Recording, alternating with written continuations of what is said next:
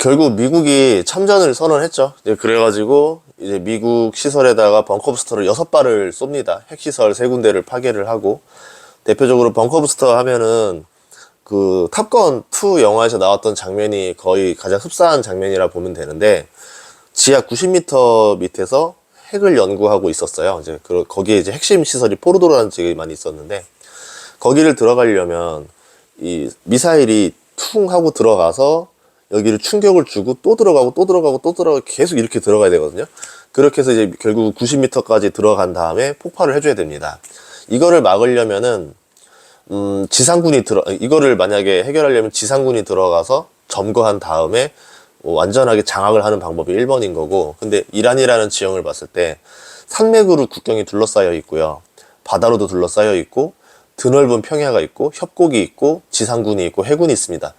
그거를 다 뚫고 들어간다 하더라도 계속 게릴라로 공격받을 수도 있는 거고, 수적으로 분리할 수 있기 때문에 그렇게 되면 완전 전면전이 되거든요. 그러니까 미국이 할 수 있는 방법은 뭐냐면은 결국은 이렇게 핵시설을 미사일로 타격하는 방법. 근데 이스라엘에는 그런 장비가 없으니까 미국의 B2 폭격기가 날라와서 해결을 한 거죠. 이 전쟁 징후가 있었었던 게 뭐냐면, 중동에 있는 미군 부대들 급식으로 랍스타가 나왔다고 합니다. 그러니까 미국에서 나오는 이제 그 풍문 중에 하나가 뭐냐면, 갑자기 식사가 랍스타가 나온다던가 이제 뭐 스테이크가 막 잘 나온다 이러면은 이게 최후의 만찬이다라고 이제 표현을 해요. 그러니까 전쟁 임박 전에 군 사기를 올리기 위해서 주는 특식이잖아요.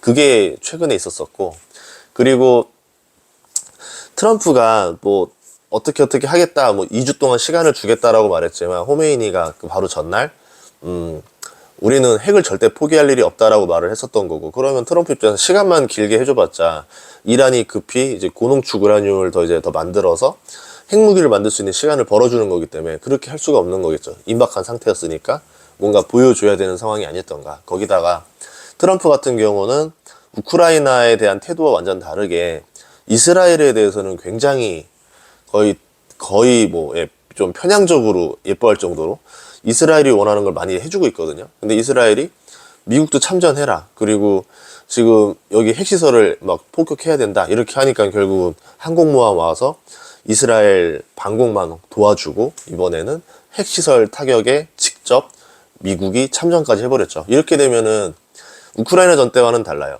미국이 무기나 물자를 도와주고 이스라엘이 싸우게 하는 게 아니라 본인들의 군사력을 직접 투하했습니다. 이렇게 되면은 이란과 미국의 전쟁이 시작됐다, 참전을 했다라고 봐야 되겠죠.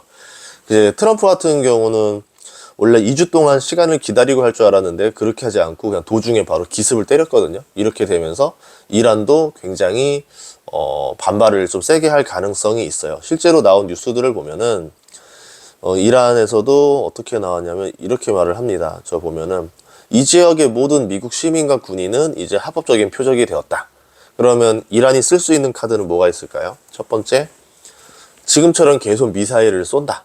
그냥 그게 이제 뭐 예를 들어서 미국에 있는 공군 기지라던가 중동에 많이 있잖아요. 그런 것들을 상태로 표적을 놓고 공격을 한다. 두 번째는 호르무즈 해협에서 미국과 미국에 편드는 국가들을 선박, 뭐 원유 선박이나 이런 것들을 타겟팅을 하겠다라고 해서 엄포를 두고 못 들어오게 한다던가 그렇게 할 수 있겠죠. 세 번째는 그냥 미국 본토에서 테러를 해버린다.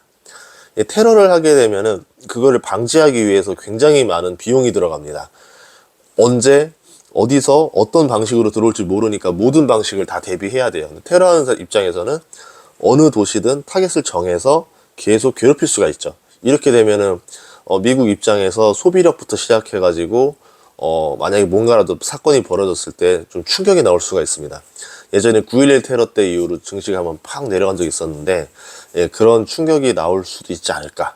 그리고 호르무즈 해협을 봉쇄하게 됨으로 인해서 유가가 좀 올라갈 수도 있거든요. 아마 미국이 참전을 하게 되면은 시장에서는 아마 그런 옵션을 필수적일 수도 있다라 볼 거예요. 유가가 지금 74달러 정도 되는데 이번 주에 80달러를 볼 수도 있을 것 같아요. 유가가 80달러 이상 되면은 경제에서 어떻게 받아들일 거냐? 안 좋게 받아들일 겁니다. 그러니까 유가가 80달러에도 주식이 올라갈 때가 있고요. 유가가 80달러면은 주식이 붕괴되는 때가 있는데, 어떻게 보셔야 되냐면, 헬스장에서 80kg짜리 역기를 드는 게 자신의 근육 강화라던가 운동이 되는 사람이 있는 거고, 어떤 사람은 80kg를 들면은 허리가 나가는 사람이 있을 겁니다. 이 얘기는 뭐냐면 소비력이라던가 고용, 그러니까 세계 글로벌 경기가 좋은 상태에서 $80는 긍정적인 신호예요. 어차피 돈 잘 버는데 $80면 뭐해? 그러니까 이 유가 $80라던가 이 물가 상방이 경제를 건드리지 않는 거죠.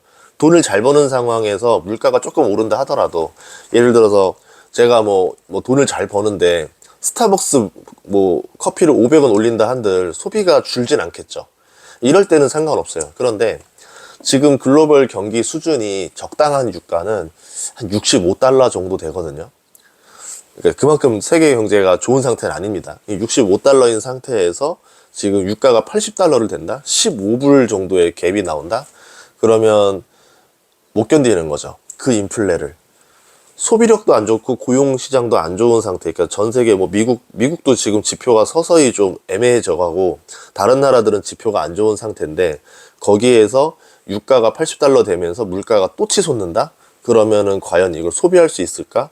예를 들어서 공급처 입장에서는 유가가 올라서 지금 공급 가격을 더 올려야 되겠습니다. 뭐 15% 올려야 됩니다. 그런데 지금 뭐 그걸 사서 하는 회사들 입장에서는 지금 가격을 15% 올리면은 우리는 마진을 뭐 적자 내란 말이냐, 안 된다라 막 뭐 이러면서 결국은 기업들도 어려워지고 최종 소비자도 유통 과정에서 15%씩 막 더하면 어떻게 될까요? 15%씩 3번씩 더하면은 소비자가 느끼는 건 유가 15%가 아니라 한 30% 정도의 상승을 보게 되는 거거든요. 그러니까 당연히 소비가 더 줄어들게 되겠죠.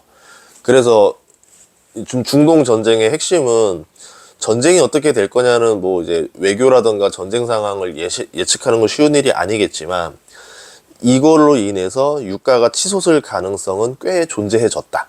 저번보다 확률이 더 많이 올라갔다. 그러면 더 많이 확률이 올라간 상태인데 지금 경제는 그 유가를 받아들일 준비가 되어 있지 않다.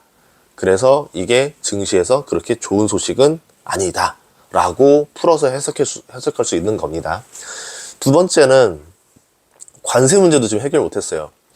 트럼프가 4월 달에 그때 그냥 조금 충격을 먹더라도 해결할 거 빨리 해결했으면 미국 입장에서는 이득이 될 수도 있죠. 그러니까 미국이 떠안아야 될 관세의 상당 부분을 수출국들에게 좀 불리하게 만들면서 미국의 쿠션을 줄일 수도 있었을 건데, 갑자기 유예라는 카드를 쓰면서 다른 나라들이 불리하게 협상할 필요가 없다라고 이제 결론을 내린 거예요. 그래서 미국이 유리한 협상이 지금 하나도 안 됐습니다.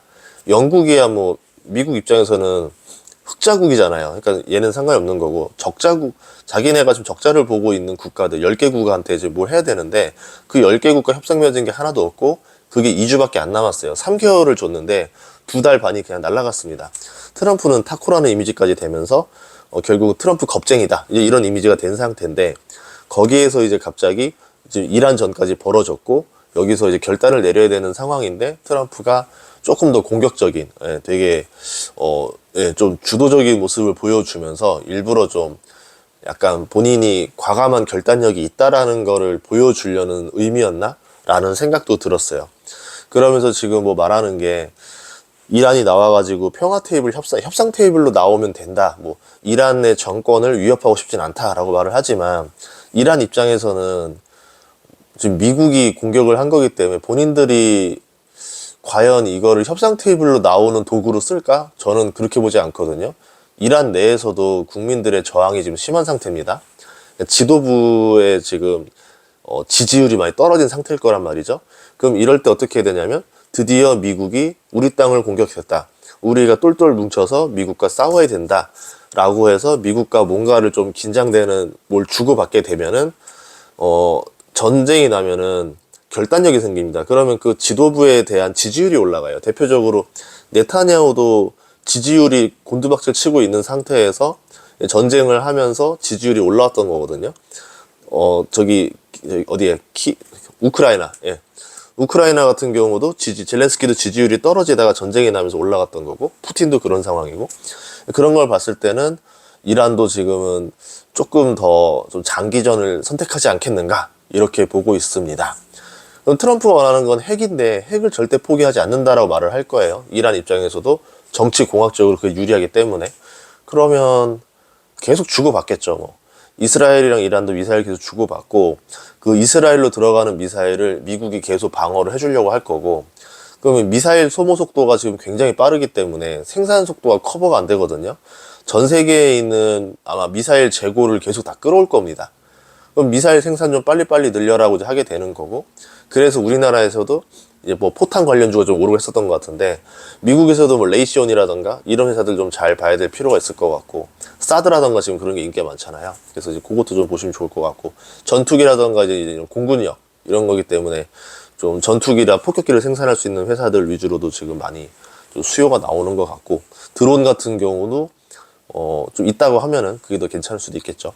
그래서 지금 군수 관련된 주식들이 이번 주에 조금 방어력이 좀 있을 것 같고, 나머지들은 경기 민감주나 이런 것들은 조금 좀 충격이 있지 않을까, 이렇게 생각을 해봅니다.